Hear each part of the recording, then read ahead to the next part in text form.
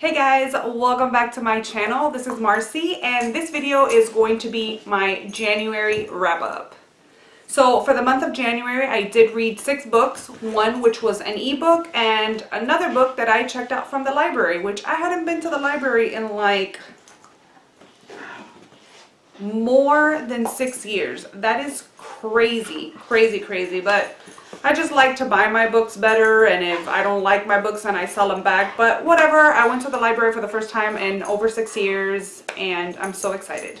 I was so excited and I still am so excited.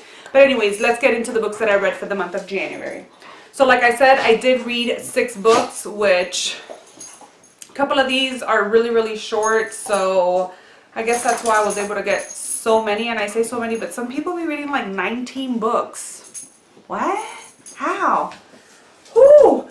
So the first book that I read for the month of January was Nosferatu, and I actually started reading this in December when I opened my nocturnal readers box. I don't know if you have watched that video. If not, I will link it somewhere. But we got a shirt, a Christmas Land shirt in that box, and I did not know what the shirt was about, what Charles Manx was, what Christmas Land was. I was like completely lost until Nocturnal Readers Box posted this book and that everything was from this book. So I had to jump on it because everybody was raving about it and how great this book was. Author Joe Hill, he has apparently like some awesome books. I have not read anything else yet by him, but I really want to read the Heart-Shaped Box, I think is the book. But anyways, I loved this book. Oh my gosh. It was a total ride. So weird, so out of this world. But oh my gosh, I loved it. I really did not love the ending so much, but I think it was just more that it affected me. You know, not so much that it was bad, because it was great, but one of the things that happens in the book I really don't like, but whatever. Overall, the book was great. So this book is about Victoria Queen, and she has this bike that can basically take her to like this bridge, and she can show up anywhere that she needs to be or that she needs to go.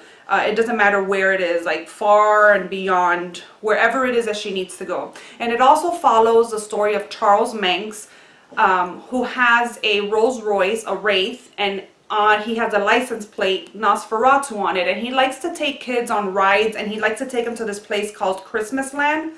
Well, one day Vic finds herself at this man's house and she escapes him, and ever since that Charles Manx has not been able to let this go. So it's just a story about them two and how she escapes him, and you know, going back and forth. But such a great story. It deals also with her son and her son's father, but it's such a great book. I can't describe it. I mean, I was left speechless and I could not stop thinking about this book for a really long time and how I felt about it. Sorry if you hear something, but it's my dogs playing right here next to me. But yeah, 5 stars. If you have not read this, I highly recommend it. Next book I read in the month of January was The Magician's Nephew by C.S. Lewis. Now, I've watched the Chronicles of Narnia movies, and I love them. I mean, who doesn't? But this is the 6th book in the series, and this is The Magician's Nephew. But I read this book first. Now, I know that people say you should read this book 6 or whatever, but I was reading an article where it said that when he started writing the book, The Lion, the Witch, and the Wardrobe, or The Witch, the Lion, whatever it's called, he didn't intend it for it to become a series, and then he just continued writing and writing. But this book actually is the start of it all. It's the start of the wardrobe. It's the start of everything. So that's how I wanted to read it. Oh my gosh, I love it. It's such a good little book. I mean, the whole thing. I imagine. I've never read the books. This is the first time I'm going to read the books, but I loved it. It's such an escape. this book. It's such an adventure. It's such a quick read because it's really, really short. This is the full color collector's edition. I bought this in a box set at half-price books, but I almost feel like I don't want to like dent it or anything because it is a collector's item. So I went and I bought all the books in the paperback little books. So I am going to continue reading them. 2 of the books might be in my February TBR. You're going to have to wait and see. But anyways, great book. I rated this 5 stars. Next book I read for the month of January was We Have Always Lived in the Castle by Shelley Jackson.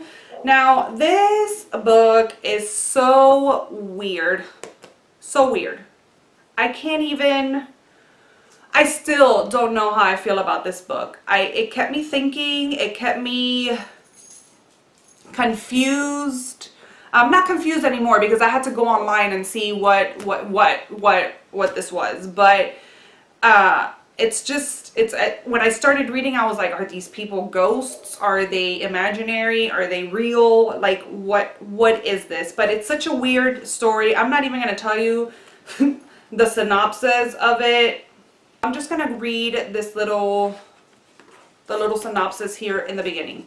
My name is Mary Catherine Blackwood. I am 18 years old and I live with my sister Constance. I have often thought that with any luck at all, I could have been born a werewolf because the 2 middle fingers on both of my hands are the same length. But I have had to be content with what I had. I dislike washing myself and dogs and noise. I like my sister Constance and Richard Plantagenet and Amanita phalloides. I don't know if that's how to say it, but the death cup mushroom.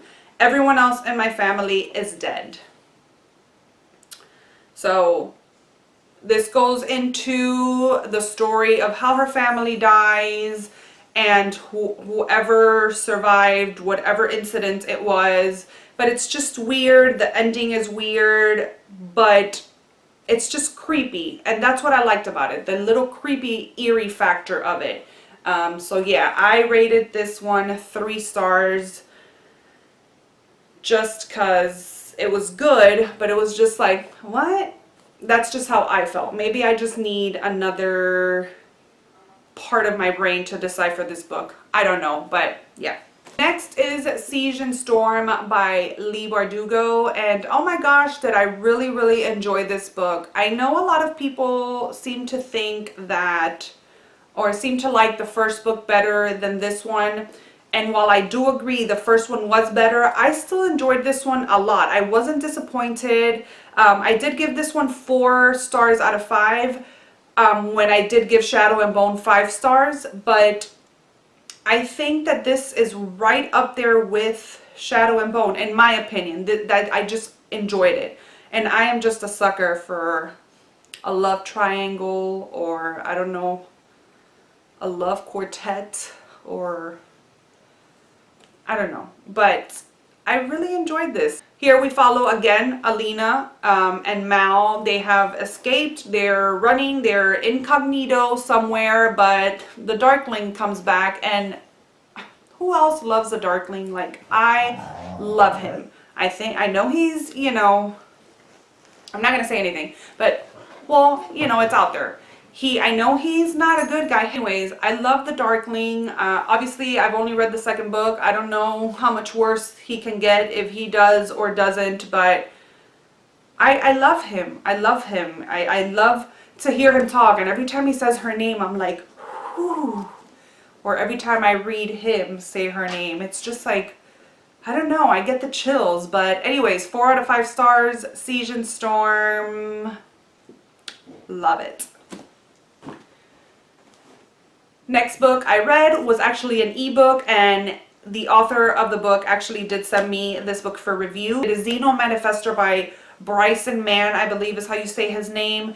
Now this book is a mixture of like sci-fi and mystery thriller. I really enjoyed this book. You're following this guy Frank, and he's trying to solve this mystery. And there's also science fiction thrown in there. I keep writing this in all my reviews, but I think that my favorite part was like the sceneries. It's very outdoorsy in the mountains. And I really enjoyed it. There's adventure in it.